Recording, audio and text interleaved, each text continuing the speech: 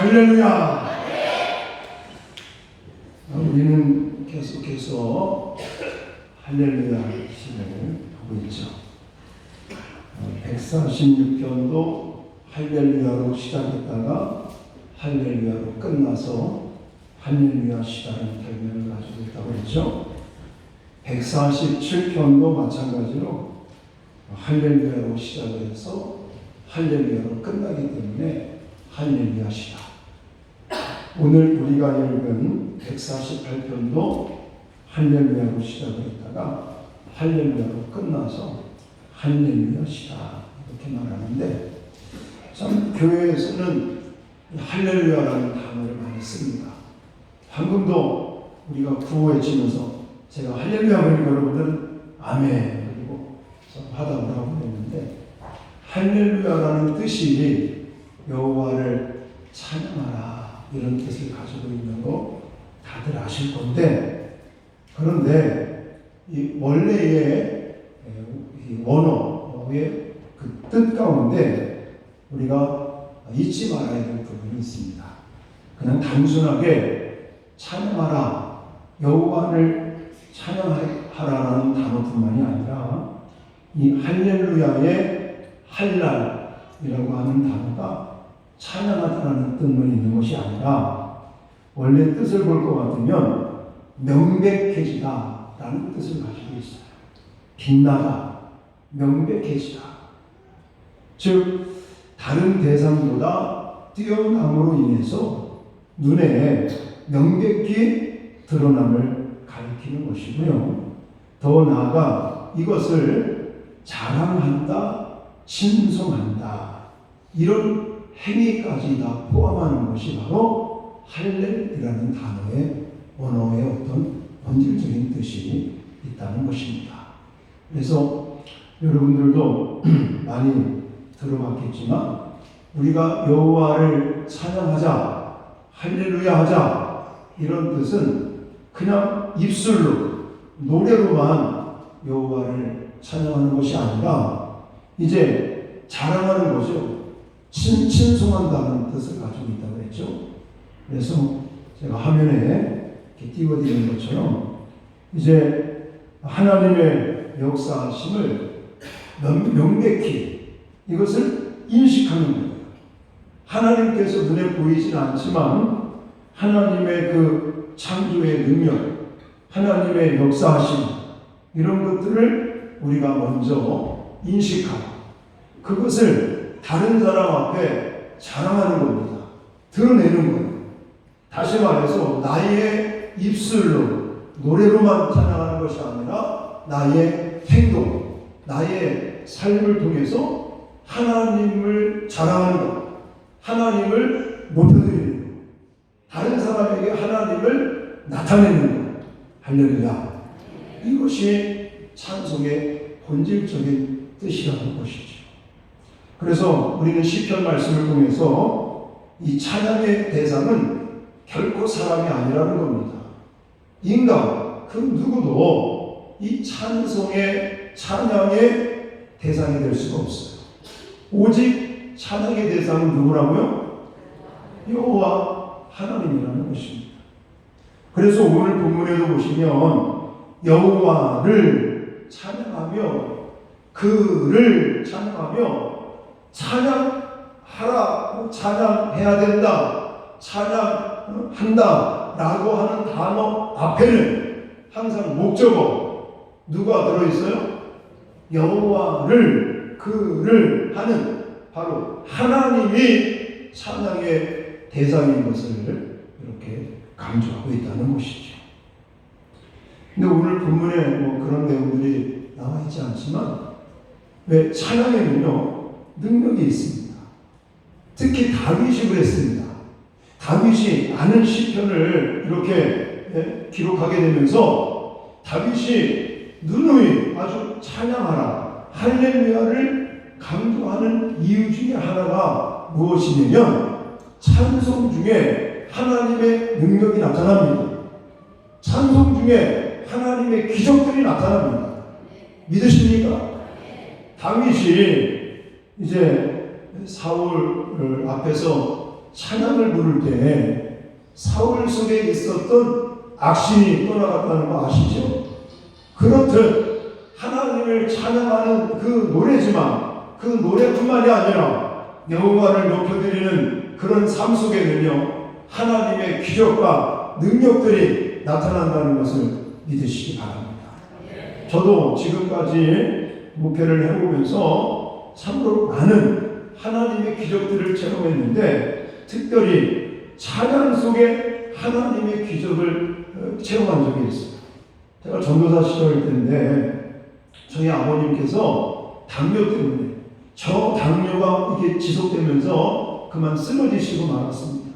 그래서 아버님이 이제 아산병원에 계시다가 한림대병원으로 옮기셔서 치료를 받는데, 이게 뭐 계속 그 약주를 드셨다가 이제는 집에 아무도 없고 이제 그러시다가 이게 저혈당이 오래되면서 뇌 쪽으로 손상이 오고 말았어요. 그래서 한림대에서 결론적으로 말씀하는 게 뭐냐면, 더 이상 병원에서 할 게 없으니까 아버님을 그냥 좋은 요양원 같은 데 모시는 게 좋겠다, 이렇게 말씀을 하시더라고요. 근데 솔직히 막막하더라고요. 그래서는 제가 어떻게 해야 되나 고민하다가 아버님을 모시고 제가 그때 이제 수원명성교회에 강도사로 이렇게 신방을 할 때 그 지하에 사택에 살고 있었을 텐데, 아버님을 모시고 우리 집으로 갑니다. 요양원에 가는 게 아니라 그냥 아버님을 모시고 우리 집에 가서 아버님 위해서 기도해 드리는 것밖에 없겠구나. 그리고 제가 그 당시에 이제 미국을 나가려고 한 계획이 있었기 때문에 미국 나가기 전에 아버님을 좀 집에 모시면서 아버님을 위해서 기도를 해드려야지 하고, 이제 아버님을 차에 모시고 집에 가는데요, 큰 집에 큰 형님, 장손 되시는 큰 형님이 전화가 왔어요. 너 은교, 아버님을 요양원에 모시지 않고 어떻게 집에 모시고 갈 겁니다. 그것도 교회 사택이라며 막 야단을 치시더라고요. 그래서 제가 형님한테, 형님 제가 그래도 목사가 되겠다고 지금 준비하는 사람이고, 제가 미국 가기 전에 아버님 저희 집에 좀 모시고 싶습니다. 그리고 기도해 드리고 싶습니다. 형님은 이해가 안 되겠지만 제가 그러고 싶으니까 그럼 죄송합니다. 그러고 나서는 전화를 끊고 아버님을 모시고 갔더니 장난이 아니에요. 약주를 드시다가 저혈당이 와가지고 뇌가 손상이 되니까 첫째, 주무시지도 않아요. 24시간 방에서 그냥 뱅글뱅글 도시구는 그냥 잠을 안 주무시고 걸으실 수 없으니까 거의 그냥 이렇게 기다시피 하면서 밤새도록 24시간 그냥 한 얘기 또 하고 한 얘기 또 하고 이러면서 뱅글뱅글 방에서 도시는 거예요. 막막하죠. 그래서 할 게 뭐 생각이 안 나는 거예요. 그래서는 아버님 손잡고 우리 사모랑 같이 찬송을 부르기 시작했어요. 찬송을 부르다가 또 아버님 손잡고 기도해드리고 이렇게 몇 날을 하다가 아버님을 모시고, 바로 이제 저는 지하에 살고 있었고 1층에 올라가면 이제 새벽 기도하는 소 예배실이 있어가지고, 그래 새벽 예배 아버님 모시고 올라가야겠다. 그러고 나서 한 보름 정도인가 한 2주 정도를 계속해서 아버님 손잡고 찬송 부르고 기도해드리고 새벽 기도 위에 올라가서 모시고 새벽 예배 드리게 하시고, 그렇게 2주가 지나니까요 잠을 주무시기 시작하시더라고요. 그러더니 한 열흘 넘게 2주 가까이 그냥 거의 또 24시간 잠만 주무시고, 그러면서 말도 하시고 걷게도 되시고 회복이 되시는 거예요. 한림대병원에 갔더니 의사도 깜짝 놀라는 겁니다. 이런 역사가, 이런 하나님의 능력과 기적이 찬송 중에 나타난다는 사실이죠. 그러니까 다윗도 여기 시편 기자도 그건 알기 때문에 계속해서 시편 말씀을 통해서 우리에게 할렐루야 여호와를 찬양하라, 이것을 강조하고 있는 줄 믿습니다. 그렇다면 우리가 이 할렐루야 여호와를 찬양함에 있어서 어떤 원칙을 가지고 찬양을 하고 있는지 오늘 본문 통해서 두 가지 정도만 함께 말씀을 나누도록 하겠습니다. 자, 먼저는 1절에 보시면 할렐루야 하늘에서 여호와를 찬양하며 높은 데서 그를 찬양할지어다. 여기 보면 하늘에서 높은 데서라고 하는 장소적인 단어를 사용하고 있습니다. 자, 그리고 7절로 가봐요. 7절 다 같이 읽겠습니다. 시작. 너희 용들과 바다여 땅에서 여호와를 찬양하라. 아멘. 자, 1절에서는 하늘에서 여호와를 찬양하라 라고 이 하늘의 이 천상에 대한 부분을 얘기했다면 7절에는 땅에서 여호와를 찬양하라고 이야기하고 있습니다. 그리고 1절 이하의 2절과 2절로부터 4절까지의 말씀, 그리고 7절을 바탕으로 해서 8절부터 12절까지 이어지는 말씀을 보면서는 하늘에 있는 것이나 땅에 있는 것이나 천상에 있는 것이나 지상에 있는 것이나 다 여호와를 찬양하라 라고 말한다는 것이죠. 그래서 저는 이 찬양의 원리 첫 번째가 뭐냐? 어디서든 할렐루야 하자는 겁니다. 어떤 장소가 됐든, 하늘이 됐든, 바다가 됐든, 땅에가 됐든, 어디가 됐든 항상 여호와를 찬양하며 여호와께서 기적을 보이십니다. 내가 어디에 있든지 사람들은 자꾸만 여기는 부정한 장소고 여기는 거룩한 장소, 이것은 거룩한 일이고 저것은 부정한 일이고, 이것은 부정한 사람이고 저것은 거룩한 사람이고, 이렇게 구분하는 경우가 상당히 많죠? 근데 저는 그렇게 생각하지 않습니다. 여러분, 우리가 인간적인 생각에 여기는 부정한 장소야, 여기는 거룩한 장소야, 이렇게 구분할지 몰라도 하나님 입장에서는요, 다 똑같은 거예요. 예를 들어 내가 감옥에 있을지라도 그 감옥에 하나님의 임재가 있고 하나님께서 그곳에 함께 하시면 그곳은 거룩한 곳이 되는 줄 믿습니다. 여러분, 사도행전을 볼 것 같으면 바울과 실라가 감옥에 갇혔을 때 하나님을 찬송하고 했더니 옥토가 흔들리고 차코가 풀리고 옥문이 열린 것을 믿습니다. 사람들이 생각할 때는 감옥이라고 하면 부정한 곳이잖아요. 별로 안 좋은 곳이잖아요. 그렇지만 그곳에 여호와께서 함께 하시고 여호와를 찬양하는 소리가 있고 여호와를 인정하며 여호와를 높여드리는 찬양의 모습이 있으니까 하나님이 그곳에 능력을 나타내셨습니다. 기적을 보이셨습니다. 그래서 우리가 찬양할 때는요, 어디든 찬양 할렐루야 할 수 있는 것입니다. 하나님은 왜 그러시느냐? 어디든 계시기 때문에. 할렐루야. 오늘 4절을 보십시오. 하늘도 그를 찬양하며. 물론 의인법을 쓰고 있지만 이 하늘이라고 하는 것은 공간적인 장소적인 개념이죠. 그러니까 하늘에도 하나님이 계시고 그곳에서 찬양을 할 수 있다는 것입니다. 또 7절을 가보십시오. 너희 용들과 바다여 땅에서 여호와를 찬양하라 하면서 여기 보니까 산이 나와요. 산들도 여호와를 찬양하는 것을 볼 수가 있습니다. 자, 여러분, 이것뿐만이 아닙니다. 9절 말씀, 산들이라는 단어가 나와 있죠. 작은 산. 그러니까 지금 장소적인 개념들, 또 바다가 나와있어요. 바다. 7절에 아까 말씀드린 바다요. 물론 의인법 바다요 하고 사람을 부르는 것처럼 바다를 부르고 있는 것 같지만 바다에서도 하나님을 찬양할 수 있다는 것이죠. 그러니까 하늘에서나 바다에서나 땅에서나 어디에 있든지 여호와를 찬양할 수 있는 줄 믿습니다.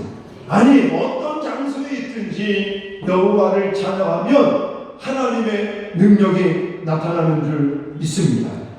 그래서 시편 기자가 우리가 지난번에 살펴보았던 시편 139편 7절부터 10절까지 이렇게 고백을 하고 있죠. 자, 우리 다 같이 읽겠습니다. 시작. 내가 주의 영을 들면서 나가면 주의 앞에서 어디로 피하리까? 내가 하늘에 올라갈지라도 거기 계시며 수월에 내 자리를 펼지라도 거기 계시니이다. 내가 새벽 날개를 치며 바다 끝에 가서 거주할지라도 거기서도 주의 손이 나를 인도하시며 주의 오른손이 나를 붙드시리이다. 할렐루야. 내가 하늘 높이 올라가서 거기서 자리를 펼지라도 여호와께서 거기에 계시니, 내가 저 바다 깊은 데 가서 거할지라도 하나님이 거기서도 계시고, 하나님께서 내가 스울에 자리를 펼지라도 하나님 거기에 계시면서 하나님이 주의 강한 오른손으로 우리를 붙드시고 주의 손이 나를 인도하신다는 이 시편 기자의 고백처럼 내가 어디에 가든지 여호와께서 나와 함께 하시고 여호와께서 우리를 붙드시고 하나님께서 우리에게 강한 힘을 주신다는 그 인식과 확신을 가지고 주의 이름을 찬양할 때 하나님이 기적을 보이십니다. 하나님이 능력을 나타내십니다. 그게 바로 찬양 할렐루야의 원칙이라는 것입니다. 여러분, 그 이유가 있어요. 왜 우리가 어디 가든지 여호와를 찬양할 수 있고 여호와를 찬양할 때 하나님이 은혜를 주시느냐? 그 이유가 6절과 7절에 있어요. 6절과 7절. 아니 5절과 6절. 자, 5절 6절 같이 읽겠습니다. 시작. 그들이 여호와의 이름을 찬양하며 그가 명령하심으로 지음을 받았습니다. 그가 또 그것들을 영원히 세우시고 패하지 못할 명령을 정하셨도다. 아멘. 자, 하늘을 생각해 보세요. 하늘을 누가 창조하셨어요? 하나님께서 만드셨어요.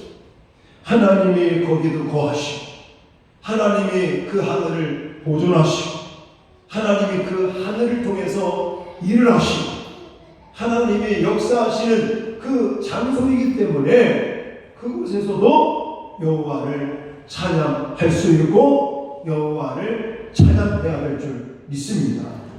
자, 바다를 누가 만들었어요? 하나님이 만드셨습니다. 저는 바다에 들어가는 걸 좀 좋아하는 편이거든요. 그래서 동남아 같은데 단기 선교 가면 항상 선교사님들한테 바다 좀 갑시다. 스노클링을 하든 아니면 다이빙을 하든 바닷속으로 좀 들어가 봅시다. 가보면요 정말 신기하게 많아요. 이 지상에서는 볼 수 없는 장면들. 제가 말레이시아 가가지고 김성홍 선교사님 꼬셔가지고 한번 잠수를 해봤는데 와 얼마나 재밌는지 아십니까? 그 안에 얼마나 신비스러운 게 얼마나 많은지 아십니까? 또 한편으로는요 무서움도 있어요. 또 아주 깊숙한 바다 그 속안에 시커멓게 해가지고 뭔가 펼쳐져 있는데요. 근데 가기는 좀 두려워. 근데 너무너무 아름다워. 이런 모습들을 보면서 하나님의 그 창조의 솜씨와 능력과 또 그런 바다의 모든 물고기를 비롯해서 식물들을 운행해 나가시는 그런 하나님의 솜씨를 보면요 찬양을 안 드릴 수가 없어요. 그 바다에서도 하나님이 살아계시고 그것을 창조하시고 보존하시고 또한 섭리해 가시는 그 하나님의 손길을 우리가 인정할 수만 있다면 하나님을 노래 부르고 찬송 부르는 것은요 자동으로 될 수가 있어요. 그리고 그 바다 깊은 곳에서도 여호와께서 일하시지 않습니까? 네?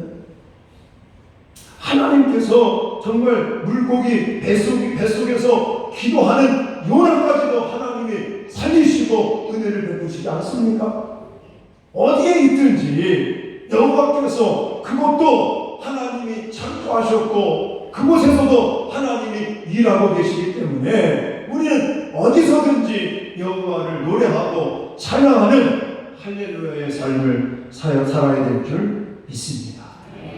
그래서 첫 번째 원칙은 어디든지 어떤 장소에든지, 내가 교회에 오든지 예배당에 와 있든지 가정에 있든지 직장에 있든지 어디서 무엇을 하든지 어느 장소에서나 하나님이 창조하셨고 하나님이 보존하시고 하나님이 지키시고 하나님이 역사하시며 일하고 계시다는 확신과 인식을 가지고 날마다 여호와 하나님을 인정하고 여호와 하나님을 자랑하고 여호와 하나님을 칭송하고 여호와 하나님을 나타내는 할렐루야의 삶을 사실 수 있기를 축원합니다. 그러면 하나님께서 여러분에게 복을 주십니다. 자, 마지막으로 두 번째, 이제는 누구든지 할렐루야를 할 수 있고 누구든지 할렐루야를 해야만 됩니다. 자, 아까도 얘기 드렸지만 1절에 하늘에서 여호와를 찬양하라. 그러면서 2절 이하에 천상의 존재들이 다 여호와를 찬양해야 된다고 이야기를 하고 있습니다. 자, 2절을 보시면 모든 천사여 찬양하며 모든 군대여 찬양할지어다. 3절에는 해와 달아 그를 찬양하며 또 모두 별들아 찬양하고 이렇게 천상에 존재하는 것들. 근데 가만히 보면요, 이 천상에 존재하는 것들을 사람들이 의지를 합니다. 그렇죠? 대본을 내보십시오. 그럼 뭐합니까? 지불놀이 하면서. 그게 다 뭐예요? 달을 숭배하는 거다. 달을 통해서 복을 받겠다고 하는 것이죠. 하나님이 만들어 놓으신 달과 별과 해, 이런 것들도 여호와를 찬양해야 되는데 오히려 사람들이 달과 해와 별, 이런 천상에 있는 것들을 의지하고 그것에 복을 달라고 빕니다. 그러니 얼마나 하나님 보시기에 답답하시겠어요. 자, 천상에 있는 것뿐만이 아닙니다. 7절 이하에는 땅에서 여호와를 찬양하라 이야기하면서 이 지상에 존재하는 것들을 바로 여호와를 찬양하는 일에 초대하는 걸 볼 수가 있습니다. 그래서 이 시편 148편 말씀을 가만히 1절부터 보면 어디가 생각이 나요? 창세기 1장이 생각이 나요. 하나님께서 이제는 빛을 창조하시고 어둠을 창조하시고 이러시면서 첫째 날, 둘째 날, 셋째 날 또 해와 달을 만드시고 별을 만드시고 했던 그런 장면들이 쭉 나와 있는데 그런 모든 하나님께서 만들어 놓으신 그 창세기 1장에 펼쳐져 있는 피조물들을 다 어디로 초대하는 거예요? 찬양의 모습, 찬양하는 데 초대하고 있는 거예요. 피조물, 모든 피조물을 지금 여호와를 찬양하는 그 할렐루야의 잔치에 시편 기자가 초대를 하고 있는 것이죠. 근데 어디까지 초대를 하고 있냐면 여기 보니까 7절에는 용들, 여기서 말하는 이 용들은요 우리가 생각하는 용이 아닙니다. 성경에서 말하는 지금 여기서 말하는 용들은 바다에 큰 고기를 가요. 큰 물고기. 그리고 욥기 말씀 같은 데 가보면 리워단이라는 단어를 쓰고 있는데 이것은 큰 악어와 같은 존재를 가리킨다고 합니다. 그거는 좀 오해하시면 안 되고 어쨌든 지금 이 지상에 존재하고 있는 모든 것들도 여호와를 찬양해야만 되고 찬양할 수 있다고 얘기합니다. 자, 그리고 10절에는 짐승, 가축, 기는 것, 새라는 것을 이야기하고 있고 11절로 가면 인간들에게 여호와를 찬양할 것을 초대하고 있죠. 그래서 11절에 왕들, 모든 백성들, 고관들, 또 모든 재판관들, 이 세상에 권력을 쥐고 있고 부와 이런 명예 또 권력 이것을 쥐고 있는 모든 인간들도 여호와를 찬양해야 된다. 여호와를 높여드려야 된다. 왜냐? 하나님의 섭리성이 있기 때문에. 아까도 말씀드렸잖아요. 하늘과 바다와 땅, 이런 모든 것들이, 장소들이 누구와 연관되어 있습니까? 하나님과 연관되어 있기 때문에. 하나님을 떠나서는 존재할 수도 없고, 하나님이 그것을 반영치 않는 것이 하나도 없기 때문에 모든 장소에서, 공간에서 여호와를 찬양해야만 된다고 말한다면, 모든 이 지상에 존재하는 피조물들, 짐승이나 새나 산이나 할 것 없이 모든 피조세계, 그리고 사람들이 의지하고 있는 왕들, 권력자들, 돈을 많이 가지고 있는 자들, 재판관들, 이런 사람들조차도 이제 찬양을 받을 대상이 아니라, 의지할 대상이 아니라, 그들조차도 여호와를 찬양하는 일에 동참해야 된다 라고 말하고 있는 거예요. 왜냐? 그들을 누가 세웠기 때문에? 하나님이 세웠기 때문에. 로마서 13장에 가보니까 권세자들을 누가 세우는 거예요? 하나님이 세우시는 거예요. 하나님이.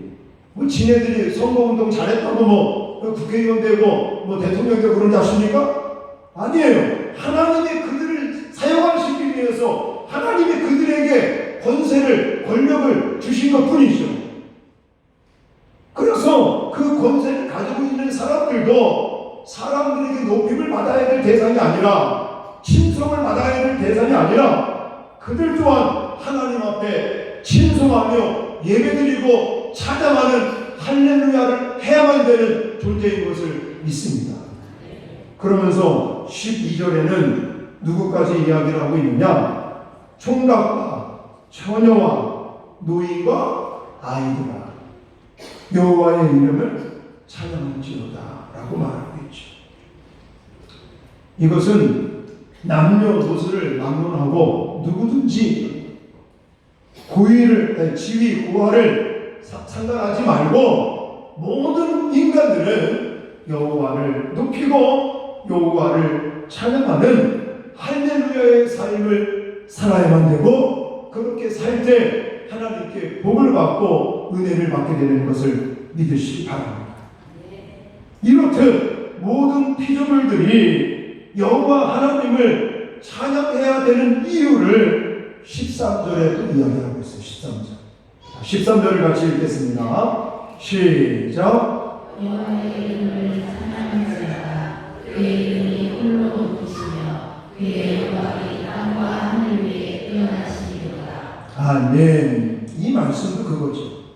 여호와의 이름을 찬양할지어다 하면서 이유를 설명하고 있는데, 그 이유는 하나님의 이름이 높으시기 때문에, 여호와의 영광이 땅과 하늘 위에 뛰어나시기 때문이라고 말하고 있습니다. 이건 무엇이냐? 하나님의 권능을 가리키는 거예요. 하나님의 탁월하심을 가리키는 겁니다. 하나님의 권능을 말씀하고 있는 거예요. 그러니까 아까도 말씀드렸지만, 이 세상에 존재하는 그 누가 나는 권력을 가지고 있다, 아무리 그렇게 말하고 까불어도 그 권력은 누구 아래에 있는 거라고요? 하나님 아래에 있는 것이고, 하나님이 그에게 허락하셨기 때문에 그가 권력을 쥐게 된 것이지, 하나님의 주권과 하나님의 그 탁월하심과 하나님의 권능 때문에 바로 모든 사람들이 자기가 지금 가지고 있는 것을 가질 수 있도록 하나님이 허락하셨기 때문이라는 것입니다.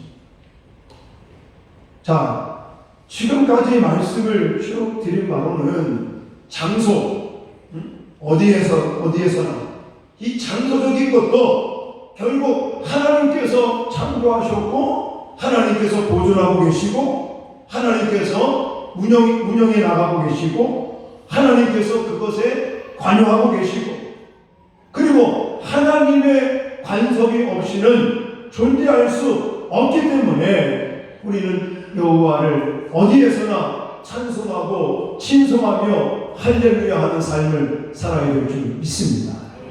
또 세상에 존재하는 그 어떤 힘센 맹수나 힘센 권력자들이나 돈 많은 부를 가지고 있는 자들도 하나님께서 그렇게 만드셨고 하나님께서 허용하셨고 하나님께서 그들에게 그렇게 할 수 있는 기회를 주신 것이기 때문에 하나님의 탁월하심, 하나님의 그 권력, 하나님께서 그들에게 주신 은혜 때문에 모든 자들이 남녀노소 또 지위, 고하를 막론하고 모든 인간들조차도 여호와를 찬송하는 찬양 할렐루야의 삶을 살아야 될 줄 믿습니다.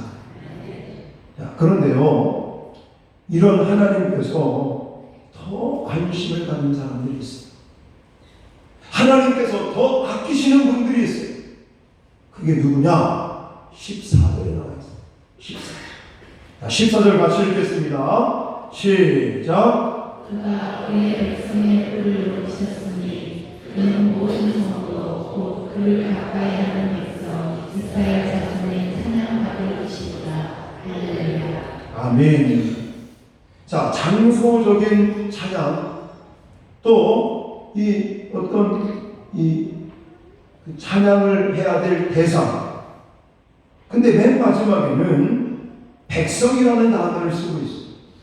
하나님께서 그렇게 모든 피조 세계를 창조하셨고 보존하시고 또 그들의 찬양을 받으시며 그들에게 복을 주시는데 특히나 여기 보니까 그의 백성이라고 표현하고 있어요. 그의 백성이 누굽니까? 성도들의 성도들. 오늘 본문에 나와 있지 않습니까? 그의 백성의 뿔.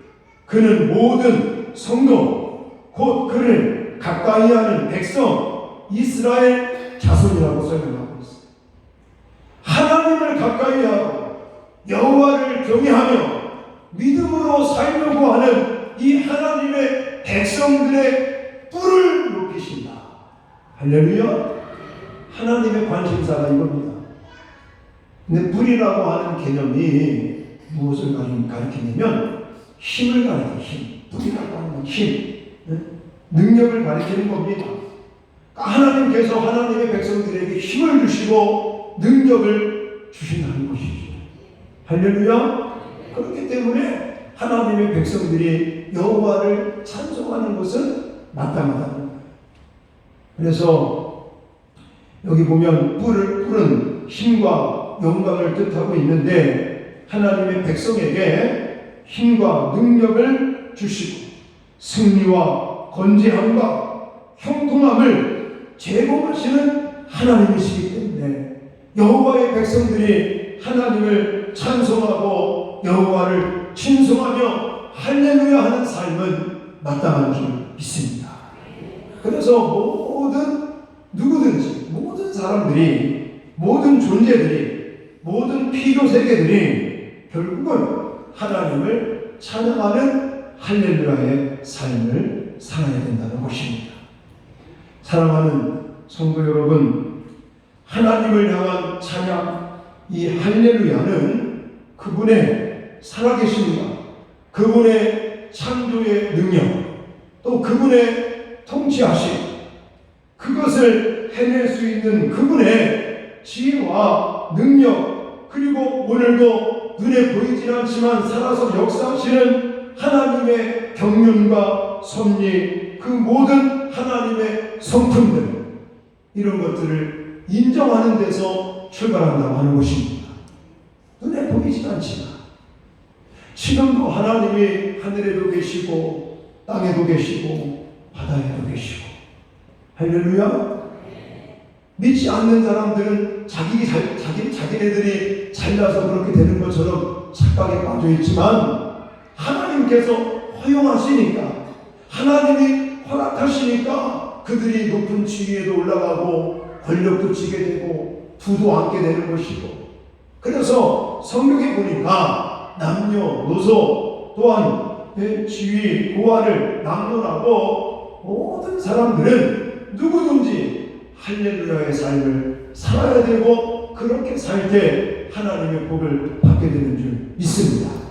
특히나 하나님은 누구에게 더 관심 가지고 계시다고요? 네, 성도들에게 하나님의 백성들, 하나님을 가까이 하는 사람들, 그 하나님을 가까이 하고 여호와를 의지하는 그 믿음의 백성들, 그들의 그들에게 힘을 주시고 그들에게 능력을 부어주시고 그들에게 승리를 베풀어 주실 하나님이시기 때문에 성도된 우리들이 또한 어느 장소에서나 또 어떤 일을 하든지 또 누구를 대하든지 항상 여호와를 찬송하는 할렐루야의 삶을 사실 수 있기를 주님의 이름으로 축원합니다. 그런 삶을 통해서 하나님의 복과 은혜를 마음껏 누리시는 저와 여러분 되시기를 주의 이름으로 축원합니다. 이 시간에 같이 찬송 부르고 기도하는 시간 갖겠습니다. 이곳에 생명샘 솟아나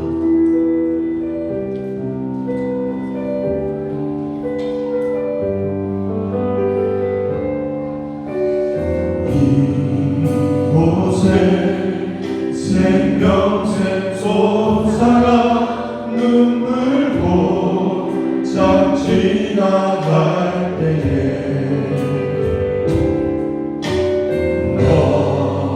너자가 열매 맺히고 웃음소리 너 다시 한번 믿음으로 선포하겠습니다. 이곳에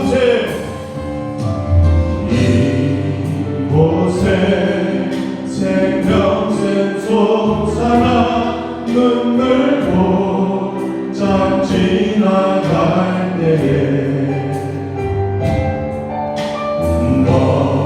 너잖아 열매 맺히고 웃음소리 넘쳐나리라.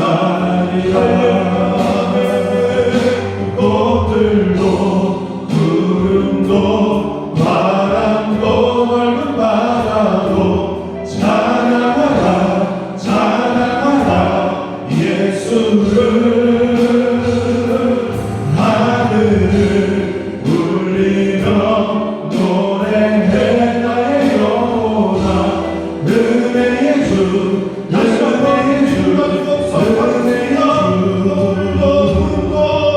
꽃들도 구름도 바람도 넓은 바다도 찬양하라 찬양하라 예수를.